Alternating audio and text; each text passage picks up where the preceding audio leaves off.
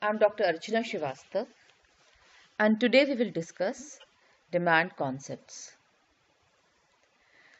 Uh, we'll start with the analysis of demand, significance of demand, the estimation of demand, and the entire session I have divided into two parts. In the second part, we will discuss about the elasticity of demand, and we'll be solving few numericals.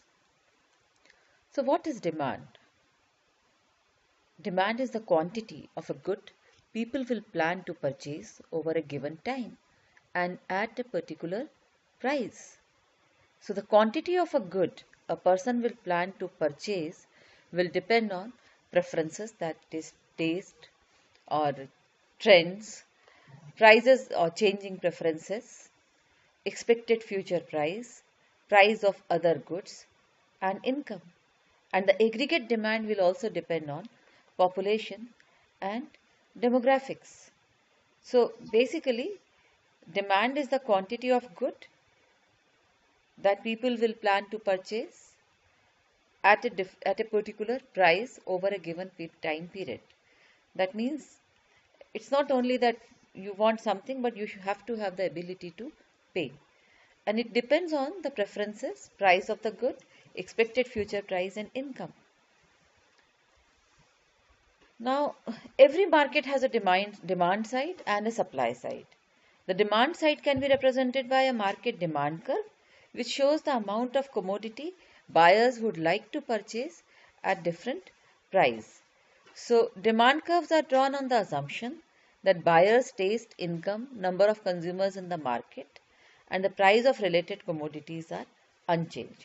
So, rest everything, all the factors that includes income, price of other goods, other social and monetary factors, population, changing trends, fashion, preferences, they all will remain constant, and we will only look at what happens to the quantity demanded of a particular product if there is a change in price.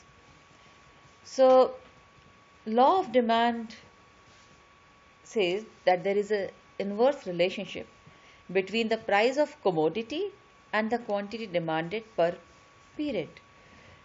So, inverse relationship means if there is a decrease in the price of a good, while all the other factors held constant, there will be an increase in the quantity demanded of the good. There is an inverse relationship between price and quantity demanded of a good. That means increase in price, quantity demanded will fall down. Decrease in price, quantity demanded will increase. So, an increase in the price of a good, while all other things held constant, that will cause a decrease in the quantity demanded of the good. So, please note that when we talk about law of demand, there are 2 points. A, there is an inverse relationship between demand and quantity demanded and price. And second, all the other factors which impact demand, for example, preferences, population, income, other social factors, price of other goods remain constant. Now, let us look at this demand curve.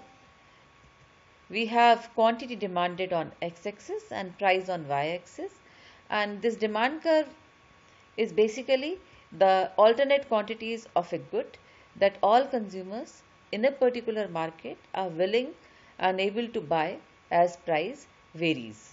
So, when you plot quantity demanded at different price, what we get is known as demand curve. And we have to hold all other factors constant. We are considering that all the factors are constant.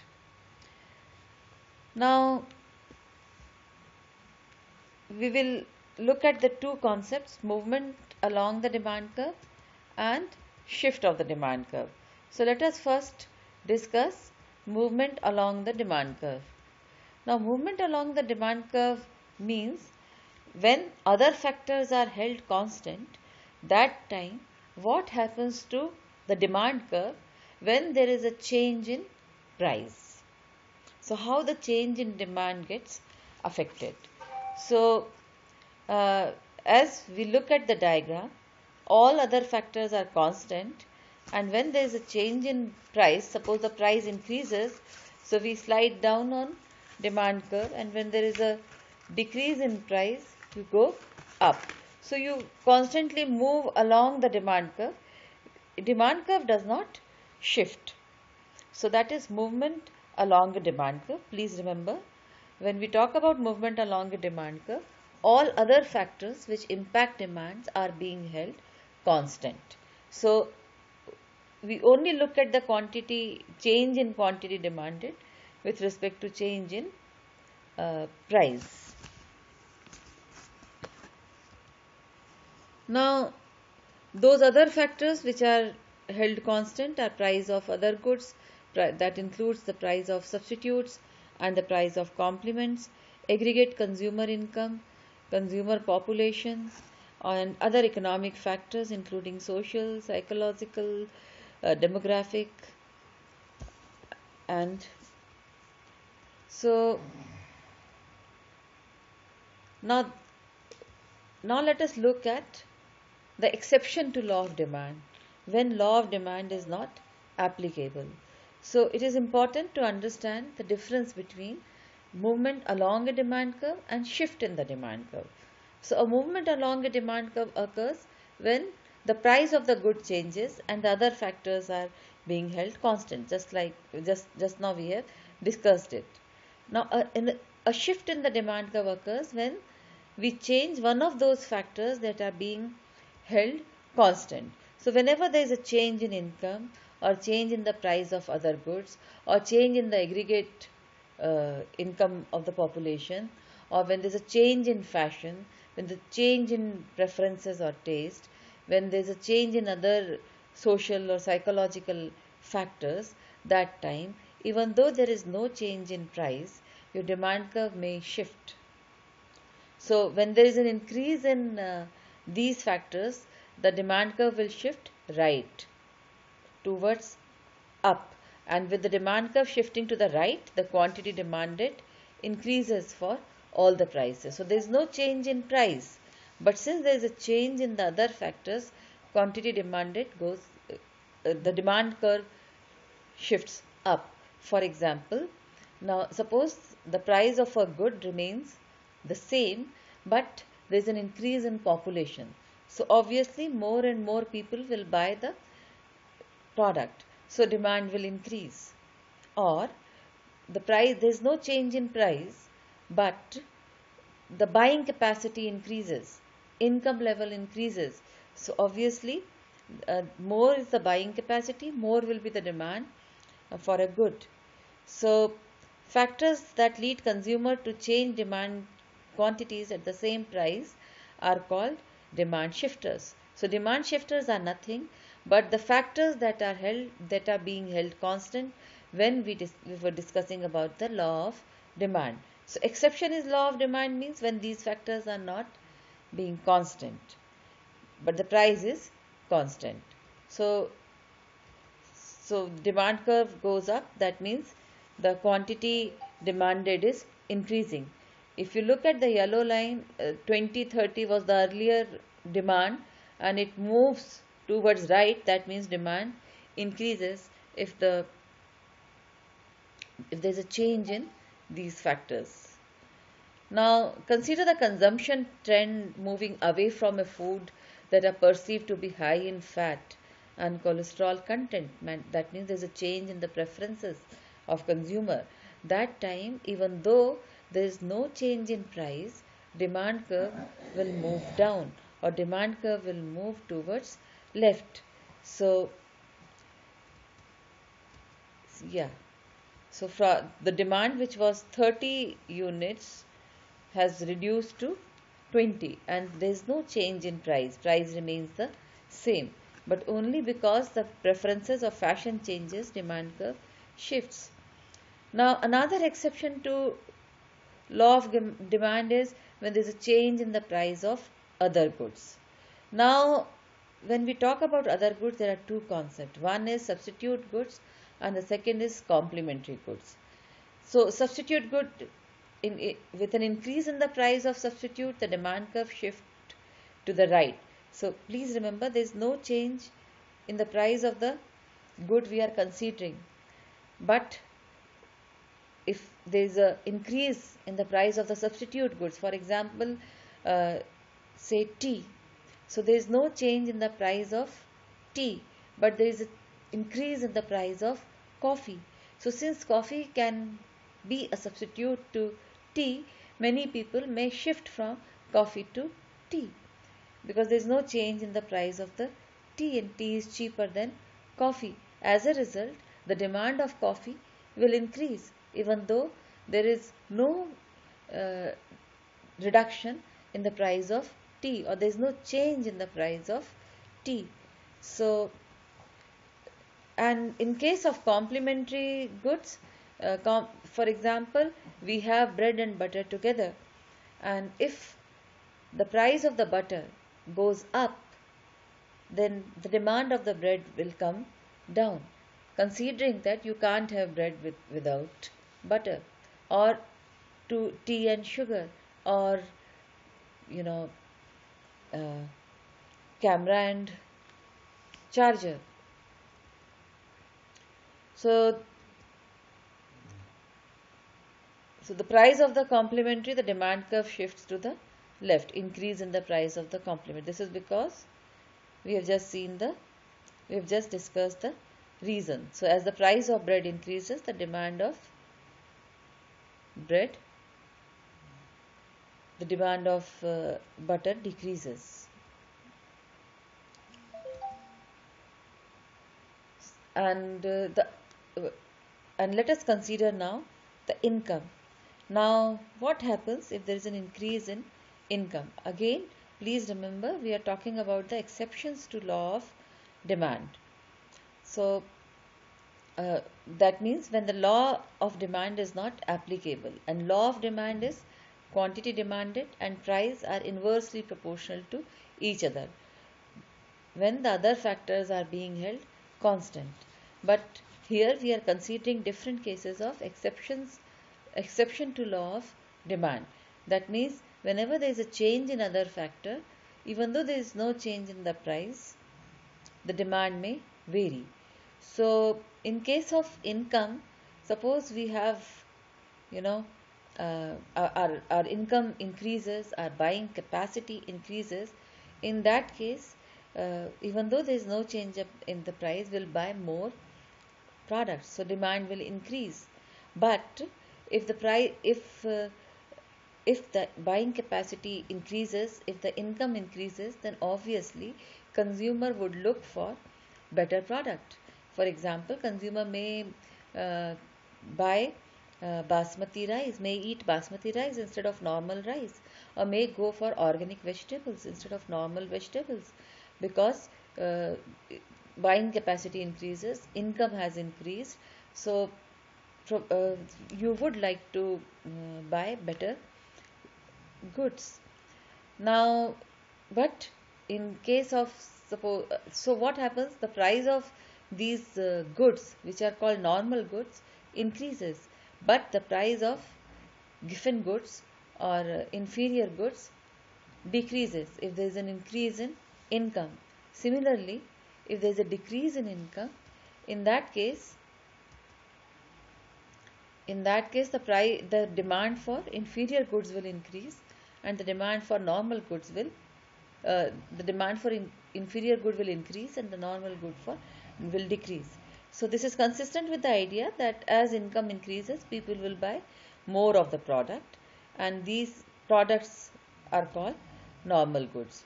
So there are few commodities which are considered inferior goods, for example dry beans and potato. So in that case, if income level increases, so obviously, if the income level increases, then the demand for inferior goods will come down, because consumer will move from inferior goods to normal goods. So this is what we are looking at in the diagram. So now we can say that an increase in demand means there is a rightward shift of demand curve, and it moves towards right when the price of a substitute rises or the price of complement falls, complementary good, and the expected future price rises. So, when thinking that in future the price of a good will increase, more and more people would like to buy that product. Now, income rises. So, if there's a rise in income, the demand curve for the normal good will move up, and for the inferior good, it will move towards right side, towards left side. And if the population increases, the demand curve will go up. Now, a decrease in demand is a leftward shift. So if price of substitute falls, obviously consumer will switch over to the substitute and the demand of product will come down. Price of complement rises since you need to have a complementary good in order to use the primary good, but if the price of complementary goods rise, then obviously we will switch over to some other product. So the price of as there is an increase of complementary price, the demand for that will go up, will fall down. And if the income falls, then the decrease in demand for the normal good, and income rises, that time also a decrease in demand for a inferior good. And when preferences move away from the good, that time also demand curve will move towards left. That means demand will come down.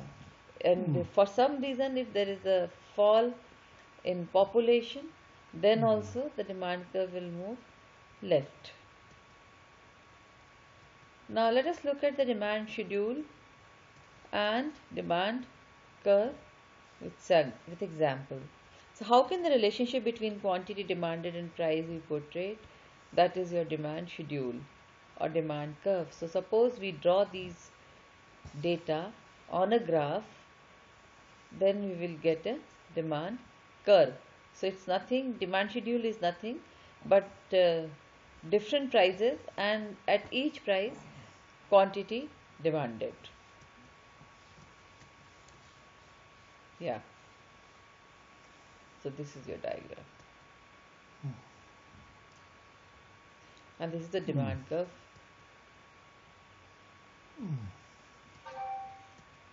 Now the supply of a good or service is defined as the quantities of a good or service that people are ready to sell at different prices within some given time period.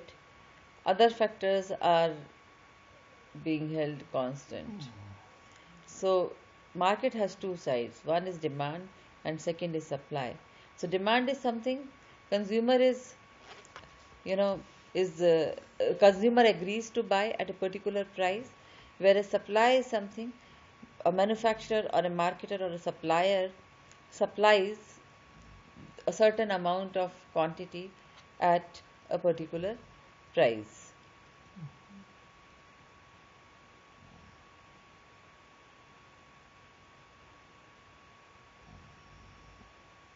All right. So this is supply.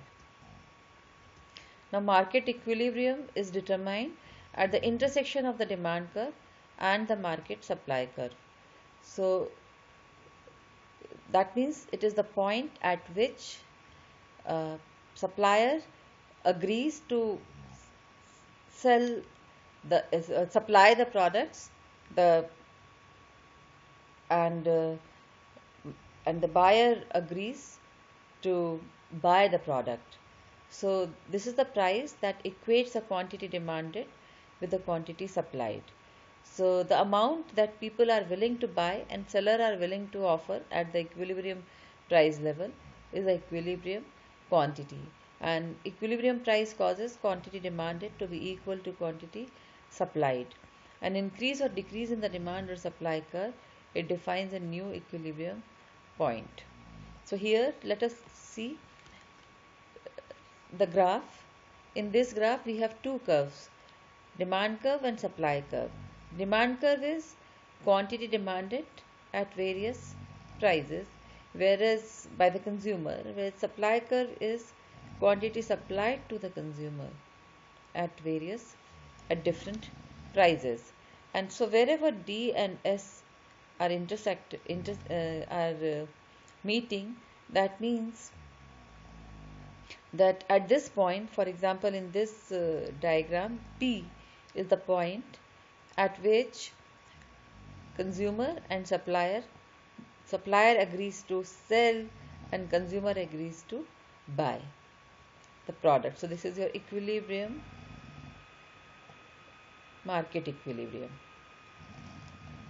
Now if the quantity supplied of a commodity exceeds the quantity demanded, then that is called excess supply or surplus between D and S. And if the quantity demanded of a commodity exceeds the quantity supplied, this is called the excess demand or the shortage between D and S.